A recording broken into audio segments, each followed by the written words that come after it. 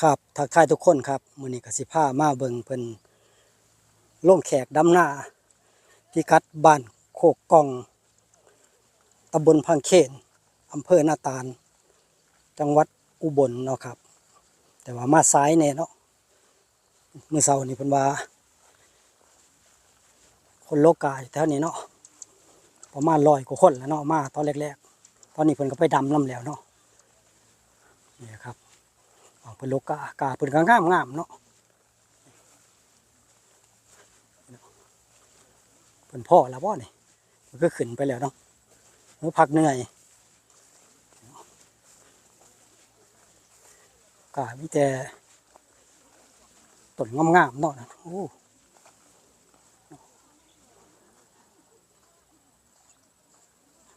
อ้าวพ่อแล้วบ่นี่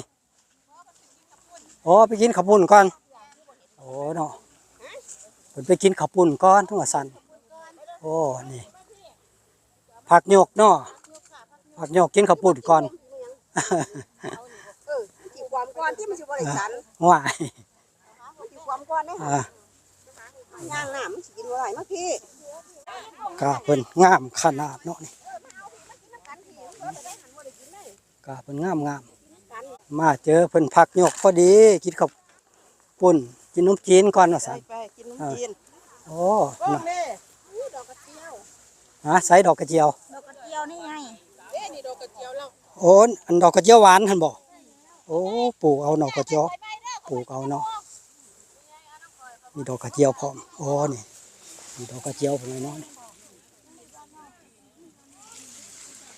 ดอกกระเจียวปลูกดอกกระเจียวหวานมาพอดีเพิ่นกินนมจีนนี่ล่ะนี่เนาะมีเลี้ยงนมจีนพร้อมแล้วนี่เนาะน้ำยาแกงเขียวหวานอย่างดีเนาะนี่เนาะกินนมจีนหลังจากผักกินขนมจีนแล้วเนาะผมก็ลงมาแล้วเดินลงมาถอนกาตอ จ้องยังเราให้กินบ่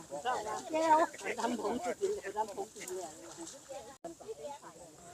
เพิ่นยังลงพันไดเบิดเนาะเพิ่นยังนั่งพักเนาะนี่ผู้ลงแล้วก็ลงเนาะ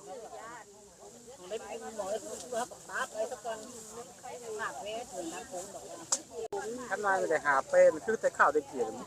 บ่ทนดอกเนาะผู้หา ตายเลี้ยผู้หาถ้าอยู่จะมีรถสลิง ทางนี้เป็นกาข้าวเจ้าเนาะมาฟังทางนี้เป็นกาข้าวเหนียวนี่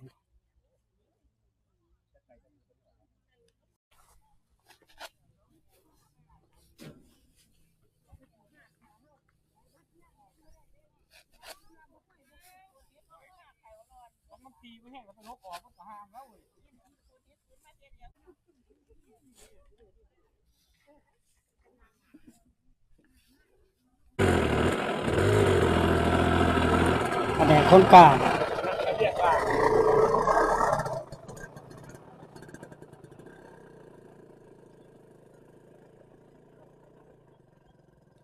ช่องใหญ่เพิ่นเบา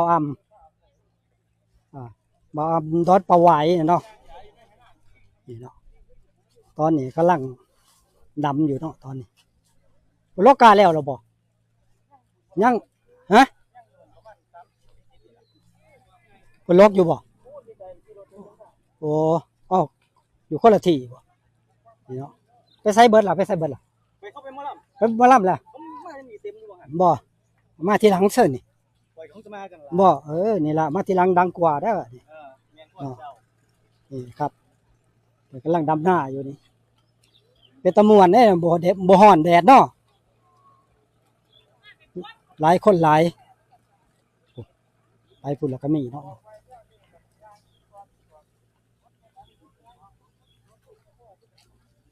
ผู้ลกกาอยู่พู้นว่าซั่นเนาะ พี่ตาดำมวนกัน น่าจะของกันดำเดียวแล้วบ่ อ้าววานเอา วานเอามาดำทางนี้เนาะ วานเอาแล้วว่ะแต่มาดำอยู่ทางนี้ น่าจะของดำเอาแล้ว เออ มันบ้านเอา โอ้แล้วพุ่นเริ่มพุ่นก็มีแล้วพุ่นประมาณจะคนแล้วนี่ 124 120กว่าคนเนาะหลายดี12 ไร่แล้วไปจักไร่เลยนี่ หวยยังตัวนี้เด้ ยังเท่านี้บ่ ยังเป็น อ๋อยังอยู่6 ไร่เนาะ ประมาณนี้ เดาอะไรครับ อ่า โอ้ยกินเนื้ออยู่หั่นแล้ว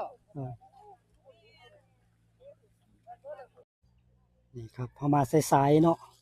มื้อเช้านี้เพิ่นว่าโอ้ยคนหลายว่าซั่น100กว่าว่าซั่น หน่อยไปเลย 100ปลายเลยแม่นบ่โอ้มาบ่ทันเพิ่นเนาะเพิ่นก็เอาบรรยากาศช่วงสายๆนี่ล่ะเนาะนี่ล่ะช่วงสายๆนี่ล่ะ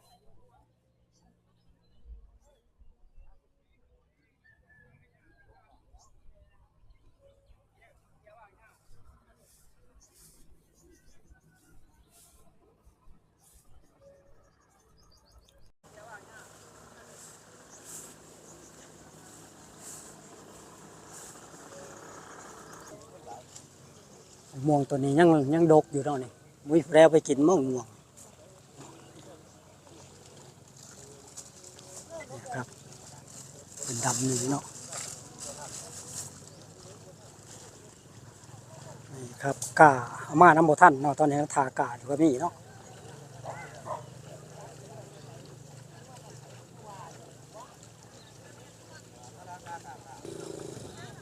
กามาแล้วเนาะ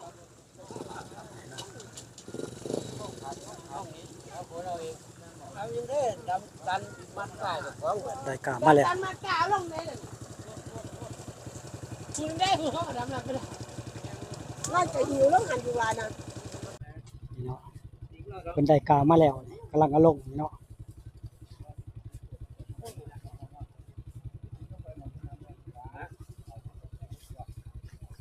กาเพิ่นก็งามเนาะกาเพิ่น คนมัน โอ้ย้ายไปเรื่อยๆเนาะย้ายไปเรื่อยกานี่ที่มันงามๆ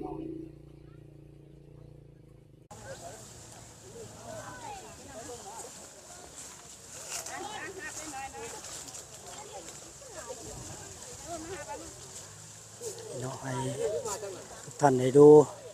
บรรยากาศการลงแขกดำนาของบ้านกกองเนาะ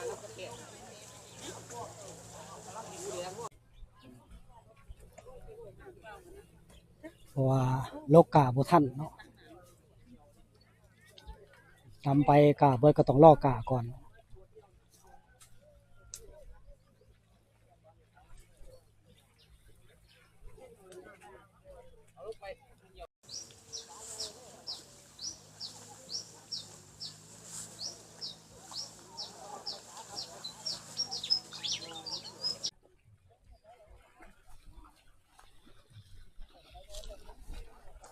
แผนกห้ามกา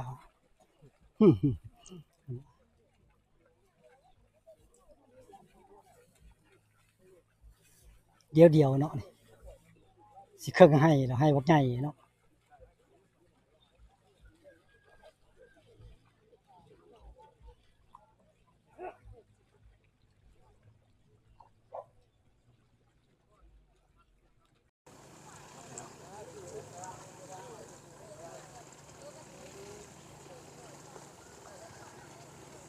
เป็นบรรยากาศของชาวอีสานเฮาเนาะบางทีก็บ่มีแล้วเนาะหาเบิ่งยากหลายโลกแขกดำหน้านี่เป็นเฉพาะบางพื้นที่นะที่ยังมีให้เราได้เห็นเนาะ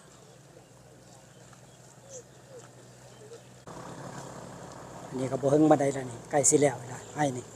อยู่เลยครึ่งแล้วเนาะนี่ข้าวเดียว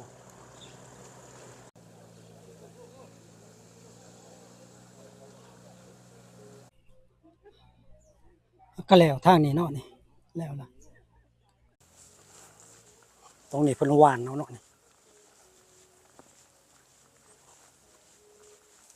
เขียวแล้วเนาะแต่ว่าบ่มีน้ำเนาะ